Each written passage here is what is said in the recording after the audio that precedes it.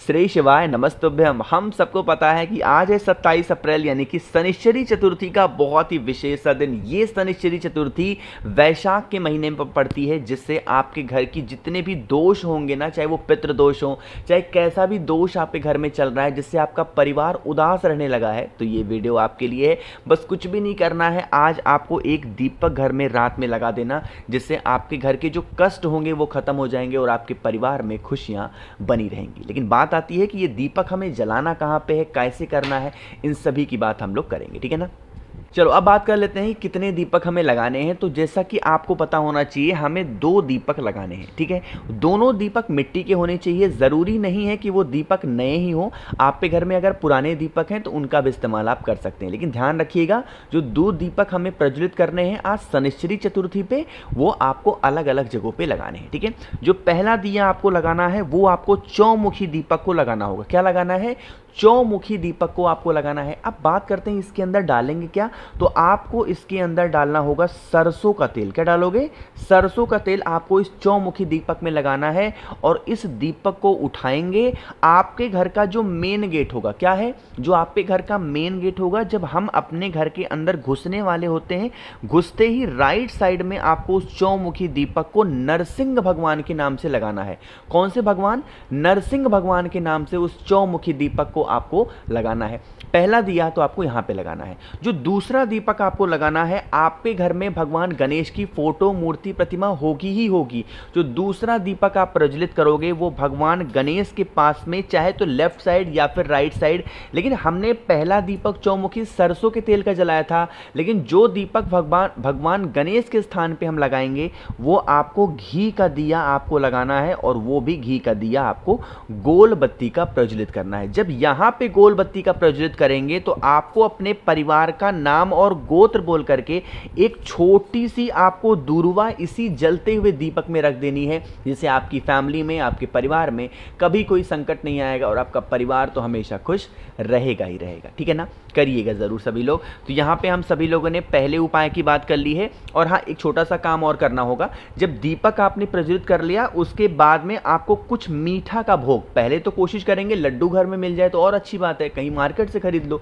लड्डू का भोग लगा करके जब वह दीपक ठंडा हो जाए भगवान गणेश के स्थान का, तो उसके बाद में इस लड्डू को भोग लगा हुआ उठाएंगे। आपकी फैमिली में, परिवार में जितने भी लोग रहते होंगे वर्तमान समय में, उन सभी लोगों को इसे प्रसाद के तौर पे खिला देना। यकीन मानिए, फैमिली आपकी कभी टूटेगी नहीं, हमेशा आपके परिवार में एकता बनी रहेगी, है ना। चलो, तो यहाँ पे हम लोगों ने पहले उपाय की तो बात कर ली है। आगे बढ़ते हैं इस वीडियो के हम लोग अपने दूसरे उपाय की तरफ। और ये दूसरा उपाय आपको करना होगा हरे मूंग के साथ में। कहोगे भैया इस उपाय को हमें करने से बेनिफिट क्या होगा? जैसे मान लेते हैं कि आप हो या फिर आपके फैमिली का कोई भी ऐसा मेंबर है जिसकी दिन की शुरुआत ही क्या होती है, दवा खा के होती है। वो इंसान बीमार बहुत रहता है, बहुत डॉक्टर को दिखा लिया, इलाज करा लिया, फिर भी वो ठीक नहीं हो पा रहा। तो इस शनिश्चरी चतुर्थी पे आप इस उपाय को जरूर करेंगे, ठीक है ना। क्या करोगे? आपको लेना होगा हरा मूंग। बहुत ज़्यादा नहीं लेना है, हरा मूंग लेंगे। लेकिन हरे मूंग को रखोगे किस में? आप मार्केट से बहुत ही हल्की सी और बहुत ही छोटी सी एक कटोरी खरीद के ले आना, स्टील की, 10 से 12 रुपए में आसानी से मिल जाएगी, ठीक है। उसी नई कटोरी में आपको इस हरे मूंग को रखना होगा, ठीक है। रख दिया। अब साथ ही साथ आपको गुड़ के टुकड़े, 1 से 2 गुड़ के टुकड़े, थोड़े से बड़े बड़े हों, उसको भी आप उसी मूंग के ऊपर रख देंगे। रखने के बाद आपके घर में जितने भी कमरे होंगे, जितने भी रूम्स होंगे, उन सभी स्थानों में घूम करके जो इंसान बीमार होगा उसके हाथों से एक बार उस कटोरी को स्पर्श कराएंगे, टच कराएंगे, ठीक है ना। टच कराने के बाद में उसको लेके जाएंगे आपको किसी भी भगवान गणेश के मंदिर में। अब जरूरी नहीं है कि मंदिर ही जाना है, नहीं, आप पे घर में अगर भगवान गणेश की फोटो, मूर्ति, प्रतिमा है तो उनके पास में ही उस नई कटोरी को उस इंसान का नाम और गोत्र बोल करके आपको वहां पे रख देना है। कटोरी को रखने के बाद में फिर आपको एक दीपक, घी का दिया, गोल बत्ती का आपको प्रज्वलित करना है। जब तक ये दीपक जल रहा है, इस कटोरी को यहीं का यहीं रखा रहने दो। जब ये दीपक जलता हुआ बुझ जाए ना, फिर आप इस नई कटोरी के सभी सामान को उठाएंगे और संभाल करके अपने घर में रख देंगे।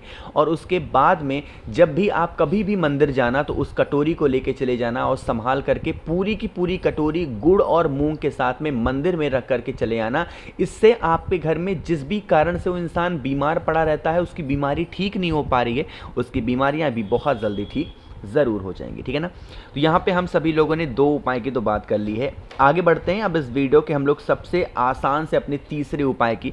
लेकिन तीसरा उपाय बताने से पहले आपको एक छोटा सा काम करना है जो मैं आपको हर बार कहता हूँ, वो है वीडियो को जल्दी से करेंगे लाइक, और जितने भी भाई बहन मेरी आवाज़ पहली बार सुन रहे हैं चैनल को ज़रूर सब्सक्राइब करेंगे, है ना।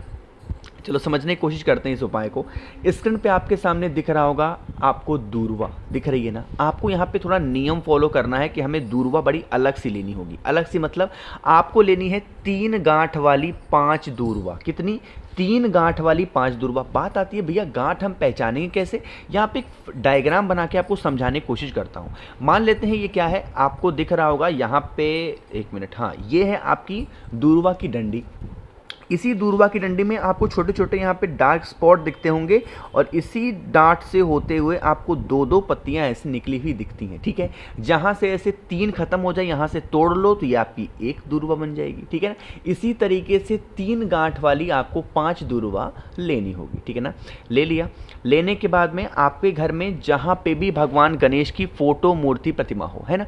हम सबको भगवान गणेश के बारे में एक चीज़ तो पता ही होगी कि उनका जो एक दांत होता है वो टूटा हुआ होता है कि नहीं होता है। तो आपने कितनी दूर्वा ली है? 5 दूर्वा ली है, 3 गांठ वाली। आपकी जो भी कामना हो, जो भी विशेष हो, जो भी परेशानियां हो, उन परेशानियों का ध्यान करते हुए आपको उन 5 की 5 दूर्वा को भगवान गणेश के टूटे दांत के पास में समर्पित करना, ठीक है ना। समर्पित करने के बाद में आपको एक घी का दिया गोल बत्ती का भगवान गणेश के सामने ही प्रज्वलित करना है। अगर आपने एक बार किसी उपाय में दीपक को प्रज्वलित कर दिया है तो आपको बार बार दीपक जलाने की जरूरत नहीं है, ठीक है ना। एक ही बार दीपक जलाया जाता है, बार बार नहीं। तो इतना करने के बाद में उनसे प्रार्थना करेंगे, विनती करेंगे, फिर वो जो जलता हुआ दीपक है बुझ जाए, उसके बाद जाएंगे भगवान गणेश के पास में, इन 5 की 5 दूर्वा को उठाएंगे, और अगले दिन यानी कि रविवार के दिन आपको उठाना है और लेके चले जाएंगे किसी भी वट वृक्ष के नीचे यानी कि बरगद पेड़ के नीचे, और अपनी कामना कहते हुए उन 5 दूर्वाओं को रख देना। यकीन मानिए जिस इच्छा से, जिस कामना पूर्ति के लिए आप इस उपाय को कर रहे हो, विशेष को कर रहे हो, बहुत परेशान हो, वो इच्छाएं, वो कामना आपकी बहुत जल्दी पूरी होगी, ठीक है ना। करिएगा ज़रूर। तो यहाँ पे हम लोगों ने 3 उपाय की बात कर ली है। एक बहुत ही छोटे से और आसान से उपाय की बात करते हैं जो कि इस वीडियो का आखिरी उपाय है, और ये उपाय भी आज ही आपको करना है और अपने घर पे ही करना है, कहीं पे जाने की भी ज़रूरत नहीं है, ठीक है ना। उसके लिए आपको लेना होगा मात्र 1 समी का पत्ता, ठीक है। आप कहोगे भैया इस उपाय को करने से हमें फ़ायदा क्या होगा? आपकी बरसों पुरानी कोई भी ऐसी कामना होगी, इच्छा होगी, तो इस चतुर्थी तिथि के दिन इस समी के पत्ते का उपाय आपको ज़रूर करना चाहिए, ठीक है ना। मात्र 1 समी का पत्ता लेंगे, ठीक है।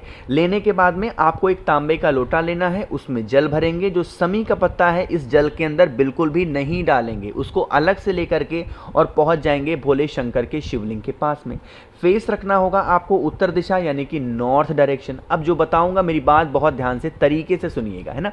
देखो आपके पास में एक समी का पत्ता है, महादेव का पूरा परिवार शिवलिंग के ऊपर ही विराजमान होता है। आपको उस समी के पत्ते को 5 जगहों पे टच कराना। सबसे पहला टच कराओगे विघ्नहर्ता यानी भगवान गणेश के स्थान पे। दूसरी जगह टच कराओगे उसी समी के पत्ते को भगवान कार्तिक के स्थान पे। तीसरी जगह टच कराओगे माता अशोक सुंदरी के स्थान पे।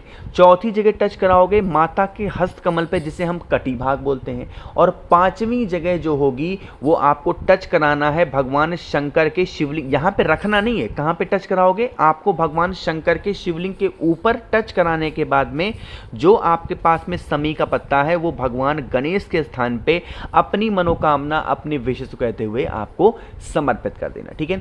समी पत्र समर्पित करने के बाद में जो आपके पास में एक तांबे के लोटे में जल है वो भोले शंकर के शिवलिंग के ऊपर आपको श्री शिवाय नमस्तुभ्यम का जप करते हुए आपको समर्पित करना है। यकीन मानिए जिस इच्छा पूर्ति के लिए, जिस विशेष के लिए आप इस उपाय को कर रहे हो, बरसों से परेशान हो, आपकी कामना पूरी नहीं हो पा रही है, वो विशेष आपकी पूरी जरूर हो जाएंगी, ठीक है। तो यहाँ पे हम सभी लोगों ने बात कर ली है अपने 4 उपाय की। तो जो उपाय आपकी फैमिली के अकॉर्डिंग, आपके अकॉर्डिंग सही हो, उन उपाय को कर लेना। मैंने कोशिश की अच्छा समझाने की। तो वीडियो पसंद आई हो तो लाइक करेंगे। कुछ पूछना है, नहीं समझ में आया, नीचे कमेंट सेक्शन में पूछें। और जितने भी लोग मेरी आवाज़ पहली बार सुन रहे हैं, अचानक से चैनल पे आ गए हैं, तो आप सभी लोगों को चैनल ज़रूर सब्सक्राइब करना है। श्री शिवाय नमस्तुभ्यम।